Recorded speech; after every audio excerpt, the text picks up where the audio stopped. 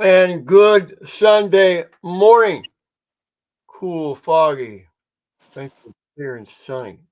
Sunday here in mid Michigan. Tom Crawford here in my East Lansing studios.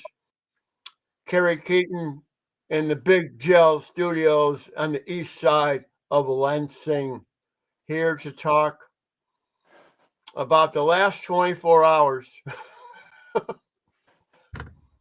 All right, I did this video on Friday, Kerry.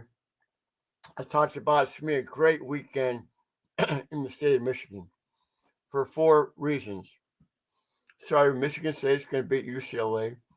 Michigan's going to beat on homecoming. Michigan's going to beat USC at the Coliseum. The Tigers were going to win Friday night, so I stayed up till 1:07 to watch that. And then the Lions were going to win tonight, and that's still to be seen. But I'm 0 for 3. I've already botched 3 of those predictions, so I'm done projecting. I'm done being dripping with optimism for our locals here because, the Tigers gave a valiant effort. I'm not going to Oh forget. yeah, what 15 innings? It was an amazing game. But you can't strand people on base, but they had their opportunities. But the performances of Michigan State and Michigan were horrific and disappointing. We're going to talk about that. And then also, we'll touch on this team that I will never make fun of, critique again, as long as Kirk Cignetti is coaching the Indiana Hoosiers. They are for real. I watched that game yesterday, and I was like, holy shit. This team is complete. Complete. Now, I watched Ohio State at noon. I was, being bumping along all day watching because that's what I do, especially when I don't have to go to a home game in Ann Arbor. But man, they look really good, Indiana. And good luck against the Spartans when they go to Bloomington next week. You might just get boat raced, but I think if Michigan went down there, they would get boat raced the way they're playing right now. So let's talk about, if we can, and let me start first. Sometimes we start Michigan State first. I just gotta get this out of me first before, and then get your viewpoint and your high level of intel, which exceeds mine tremendously on the sport of football. But that was an unprepared football team who got out physicaled by a program that is not supposed to be known as physical. It's supposed to be known as, tailback U, or, they got these great 2 wide receivers, and, these guys, are amazing. And offensively. But I'm telling you what, Michigan got out physicaled by the USC Trojans, and 31-13. And Michigan won the turnover battle in this, and they still lost. Wow. The Lemon and Lane, the 2 wide receivers, are good, but this is the biggest takeaway on this, as Michigan slipped to 4-2, and they're on the threshold of having a season like last year if they don't get their act together real quick. But they had this 3rd string quarterback, not 2nd string quarterback, King Miller, number 30. So it's 3rd and like 20. And he rips one up between the hash marks for a first down. Or But 50. this kid had 18 carries, $158. He had that 49-yard run. I mean, Michigan looked soft. Wink Martindale didn't have a solution. And I'm going to ask you this question first about in-game changes or halftime changes. Have you ever seen a team exercise the tunnel screen like USC, where the defense doesn't alter their approach over and over and over? I mean, did that stand out to you like it did with me? Well, the thing about that is because The problem is the way they're running the football. You got to pick and choose. Either you got to go 7 in the box or you got to go 6 and see what Right. happens. And the way, because I mean, it started out so early for them. I mean, he's catching that ball, boom, Hmm. that ball's out of there. Well, Was it's not out of there, and that's why I wanted to ask you another to dovetail off that. When Lincoln Riley's philosophy is um his quarterback number 14 to get it out quick, okay, to avert. Michigan's got a decent pass rush, blitz or no blitz. I mean, they do. So yes, so why the hell is Michigan blitzing when all it's going to do is leave you vulnerable of taking guys off the second level on that tunnel screen? Answer that, please. because that's all that guy knows. That's that's how he coaches. And he What wasn't part of him? he wasn't willing to change. And my theory would be to, okay, let's place a man under and get some people up on them so they can't get free releases, so that because his front four can get to the quarterback They can without blitzing, without without blitzing. the extra. Typically, So yeah, right. So I mean, you're not going to get there every time, but so put your DBs closer so that the quick throws are not as available hmm to give your lineman a chance to get there, and then try some of that stuff and mix it up, all the stuff that they do all the time. But they tunnel jailbreak screen, tunnel screen, slice. We used to call it a slice at Everett. yeah, Lexus Carter used to run it phenomenally for us. yeah, Um, it's an extremely hard, and then if you have linemen that can run yeah, and can get out in yeah. there, hmm they were running it with the tight end even, Oh, the tight and end. that makes it even harder.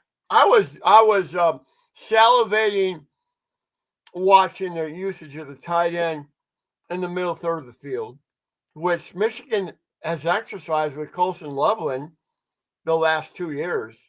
Sure. And, you know, I know they've had some injuries. Both their tight ends were back in this game. But my God, they were eating them up. I mean, this was like an orchestration of how to beat the shit out of somebody on both sides of the ball, dominate up front. Michigan's offensive line, which I've been concerned about all year long. I've been sharing that with you, and yet Michigan's defense, which was carrying them pretty much, was just as out physical as on the other side of the ball. And yeah, they got Andrew Marsh going. I think Bryce Underwood got a little disheveled. Um, Sure. and it was just an absolute team loss. But I'm really thinking the coaching, the being out coached was almost the biggest variable of this whole game. Your Yeah, thoughts? I mean, and then that's just a product of, the guy's been doing it a lot longer and making, I mean, he's been Lincoln Riley. I mean, he's been in it for a minute. No, So I and understand. he figures that he's figuring it out there where, like you said, they finally have enough pieces. How they lost to Illinois, I have no idea. But um, the way they played, like, well, in a prime example, if they don't turn the ball over twice, that's a 45 to 7, Oh, 47. that, I mean, you're absolutely. That was a those, 45-10. That was, and the way they played that game, it was like wow, and I just kept thinking to myself, how the hell did they lose to Illinois? Because I mean, I watched them what they did to us, and hell, I mean, at least we scored points, but yeah, we couldn't stop them, yeah, and that was yeah, without Drake. yeah. And now, and because number 6 is he's incredible. Oh, Melon, he just yeah, catches everything. I mean, that kid had great.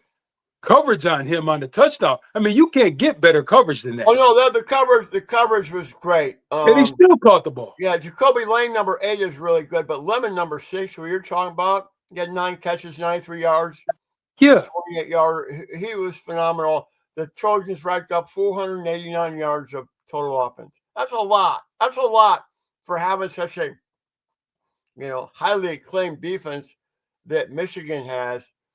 But here's another takeaway. Ohio State wins the national championship. The following year, they don't miss a beat.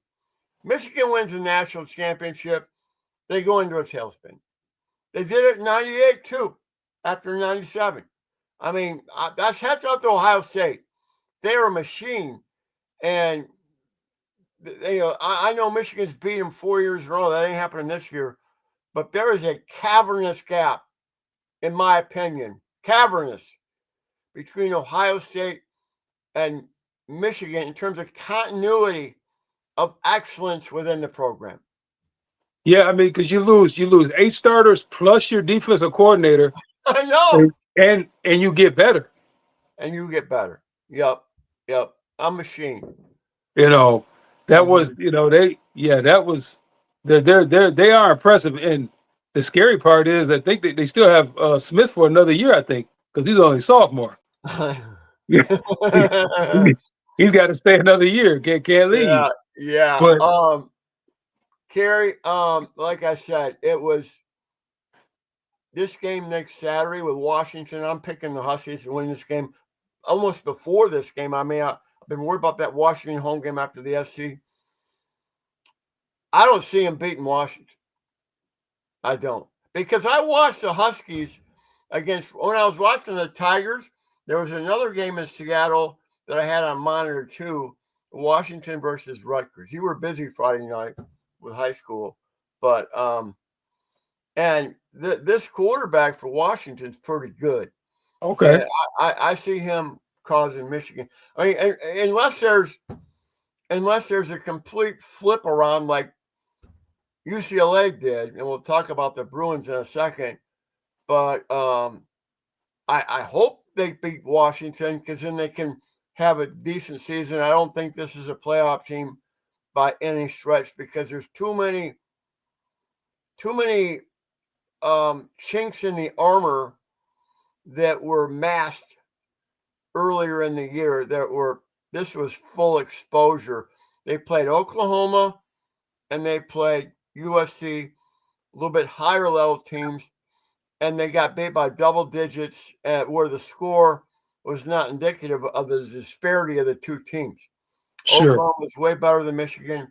USC is way better than Michigan. And then Oklahoma goes in the Red River Shootout, or Red River Rivalry, now they call it. Right. And they got the crap beat out of them for the most part. Yeah.